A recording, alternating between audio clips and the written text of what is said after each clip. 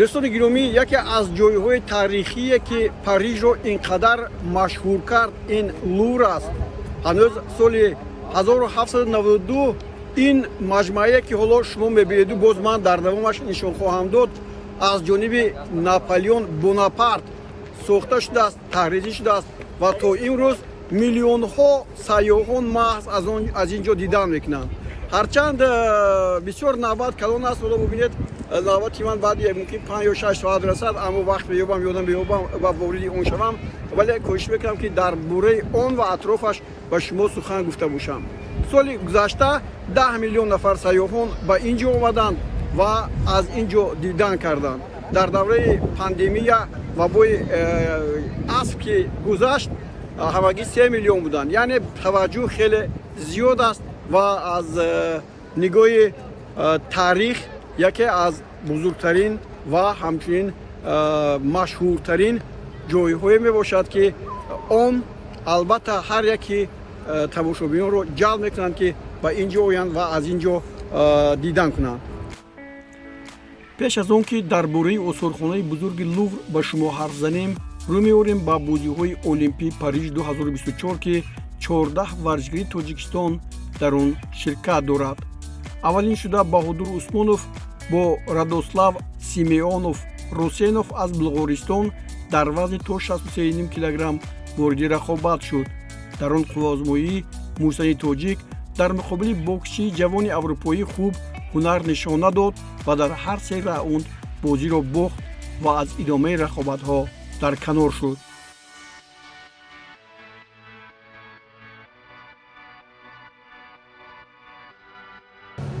همه با امید ما بود که ما مدال میگیریم، از بس که دویم المپیاد من بود نشد مدال. رقیبم خیلی پرقوت بود.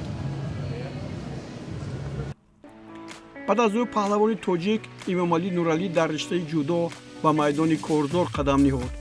این ورزشگری 22 ساله تاجیک در وزن تا 66 کیلو در دور اول آزاد بود و در دور دوم باروچ شمائیلوی اسرائیلی را مغلوب کرد. در وقت اساسی هیچ نفری به برتری نرسید، اما در وقت طلایی اضافه شده با امتیاز وزاری امامعلی نورعلی باروچ شمائیلوف را شکست داد و به دور سوم گذشت. حریف او از نامدارترین جودوچان سیاره هیفومی آبی 26 ساله از ژاپن بود که با قابلیت و هنر خود از دیگران فرق میکرد. دو وزار پهلوان ژاپنی را به دور دیگر برد، اما امامعلی لط برداشت و از مسابقه تسلی بخش هم بی بهره شد. از روی خبرها دستش برآمده است و بعد معالجه به میدان نبردها باز خواهد گشت. در همین پی هیفومی آبی ژاپنی به عنوان چمپیونی بازی‌های المپی تابستانه در سال 2024 در پاریس رسید و پی در پی در دو المپیاد او غالب می‌آید. برای موسوی تاجیک давлат болтаев در وزن تا 92 کیلوگرم در دور اول رقابت‌های بوکس گیورگی کوشیتاشویلی 28 ساله از گرجستان روبرو شد. موسوی تاجیک در آن غالب آمد. روزمایی نهایت پرشدت گذشت و با قرار داوران موسوی تاجیک با نتیجه 3-2 پیروز گردیده به دور بعدی راه یافت. اکنون حریف موسوی ما در وخوری 4-1 نهایی جک مارلی از ایرلند می باشد که میان 22 ساله ها در چمپیونات اروپا صاحب جای اول شده در بازی‌های اروپایی سال گذشته سزاوار جای دوم گردیده است. امروز باز یک جودوکاری مملکت بهروز خواجه‌زاده در وزن 73 کیلوگرم با آرتور مارگلیدون از کانادا وارد میدان شد و به باخت روبرو گردید. اکنون از 14 ورزشگر 3 ورزشگر هنرنمایی را به انجام رسانیدند و دیگر ورزشگران تاجیک کامیابی خواسته و ادامه نوارهایمان به آثارخانه لوور می رویم. خب ببینید از اینجا از بیرون این نوبادیستی شروع می شود. همین گونه آدمان برای با لوور در اومدن نوبت می ایستند. آن طرف ببینید نوبت نمایان نیست. خب خیلی زیاد هستند، گروه جمع به اینجا میآیند تا به لوور داخل شوند. ولی اصلا کاری آسان است که شما میتونید توسط آنلاین билет харид умуман дар ҳама ҷо ҳам самолёт ҳам поездҳо ҳам автомошинаҳо ҳама чиз бо тариқи онлайн аллакай хариду фурӯш мешавад ва мо кори аз ҳама хатоӣ кардем ин нахаридани ҳамин билет буд вале ҳоло кӯшиш мекунанд ки барои ман инҷо онлайн билет бихаранд агар харидан хуб ман ба Лувр хоҳам даромад аммо тавре гуфтам биёед ба ин ҷое нигоҳ мекунем ки Наполеон асос гузошт ва ин зебогӣ то ба имрӯз ҳоло боз баъзе ҷойҳояш таъмиру тармим мегардад чунки биноҳои таърихӣ ҳастанду хеле калон ва дар ҳақиқат бисёр ҳам ҷолиб ҳаст ки инҷо роҳро тай мекунанд мебиёянд аз ҳама ҷо ва хулоса ин навбатро ҳоло шумо дида истодед чанд қатор навбат ҳаст барои даромадан навбати алоҳида барои билет гирифтан навбати алоҳида ва ин ҳамин инҷо секунҷа ҳаст ё мураббае ҳаст ки зери он Лувр ҳамон музеяш ҷойгир шудааст ин мардумро бубинед хоб дар дохили он расмҳои кашидаи устодон ки арзишашон хеле олӣ ҳаст ҷойгир шуданд албатта ман намедонам инҷо ба ман гуфтанд ки ин ҷое ки Бонапарт зиндагӣ кардасту ҳукмронӣ кардааст онҷо ҳам мо онро хоҳем дид аммо дар ҳар ҷое ки ман алҳол дар аврупо будам онҷо пои Бонапарт расида буд ҳам дар Мюнхен ҳам дар ҷои дигар ва инҷо шумо аллакай дидед ки чӣ шаклу чӣ шароите инҷо ҳаст ба Лувр тоҷикони зиёде омаданд ва боз меоянд мо инро аз фурӯшандаи тӯҳфаҳо фаҳмидем билети ба Лувр даромадан 17 евро арзиш дорад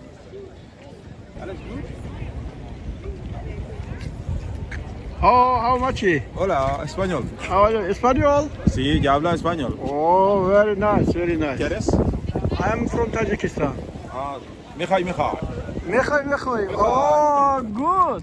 Mejay. You Mekhay? Oh. Mejay. Ye euro. و اینا خیلی زیاد نوبت هم نایستادیم آنلاین بلیط ها به دست رسید و اکنون وارد این موزه آثارخانه میشویم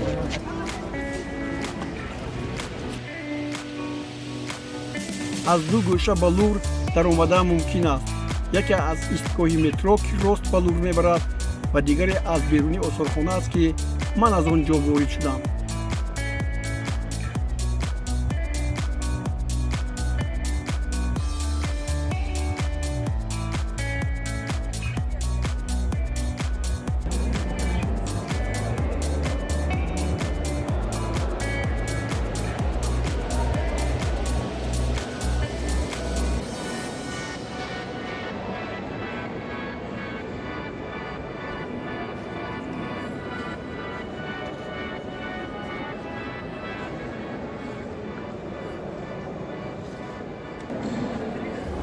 осорхонаи Лувр дар тарафи рости дарёи Сена дар маркази шаҳри Париж ҷойгир шудааст. Дар ин осорхона беш аз 380 000 осори ҳунарӣ аз қадим то қарни 21 дар майдони беш аз 72735 метри мураббаъ гирдоварӣ ва ба маърази тамошо гузошта шудааст. осорхонаи Лувр аз соли 1793 инҷониб ҳамчун музеи ҷамъиятӣ фаъолият дорад.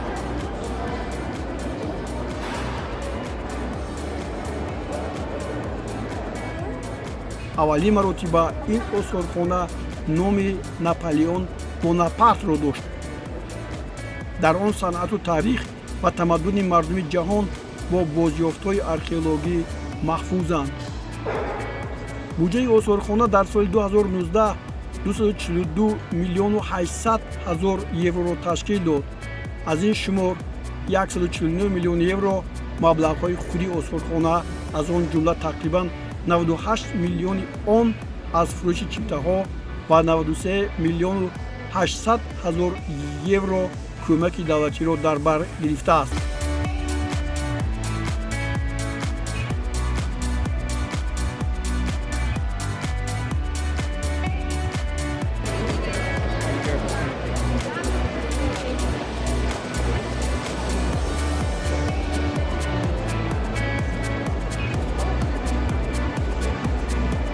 дар ин осорхонаи санъат таърих ва фарҳанги башарӣ ба куллӣ гирд оварда шудааст ва асарҳои зиёде дар ин бахшҳо дар ин осорхона маҳфуз аст, аз ҷумла лавҳаи ҳаммурапи бонуи сангҳо ва леонардо да винчи Мона Лиза. бинои осорхона умуман 3 гӯша ва 5 ошона дорад.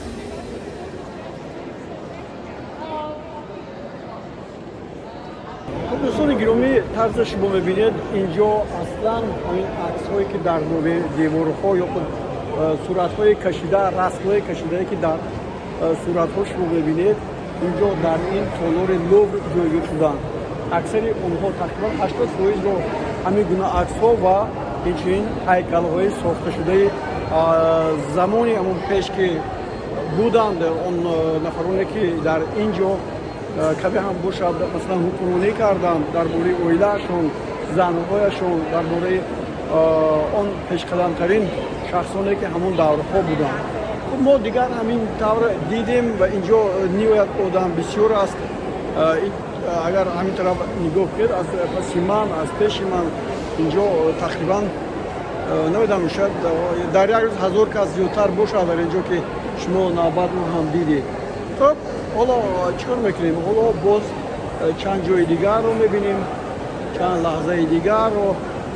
خوب توجه مردم با همین گونه عکس ها یا صورت های کشیده شده که خیلی زیبا هم هستند و به درجه عالی از همان زمان به ما رسیدن حکایت میکنند و آنها رو دوست بدارند. در حقیقت مجلا هست از کدام خاطر از خاطره که اینجا در با همون رنگ و با همون پیدا کردن شکل منور شدن و مجلا شدنشون بسیار هم خوب صورت‌ها رو استفاده بردند و کشیدند. تصویر مونالیزا از جانب لیوناردو دا وینچی مهمترین اثر صنعتی آثارخانه لوور به شمار می‌رود. برای به اینجا در آمدن نوبت دوردراز همیشه پایبرجاست.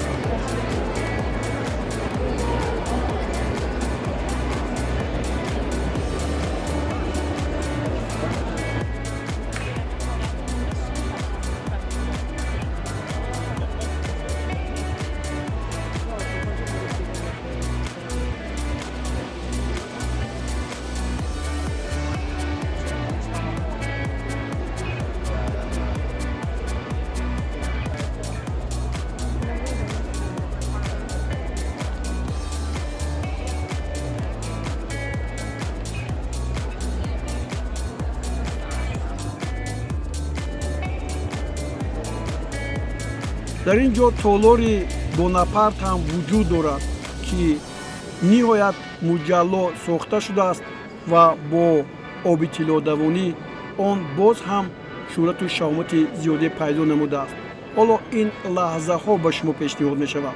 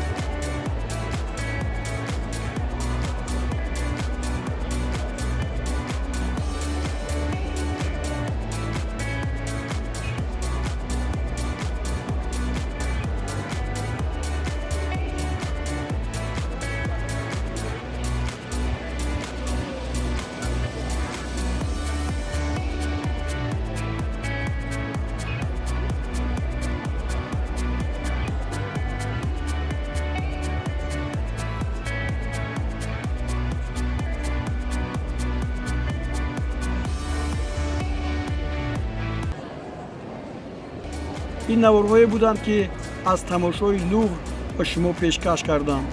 дафъаи дигар шумо гузоришро аз варзишгоҳи пари сен жермен бо номи парк де пренс хоҳед тамошо кард.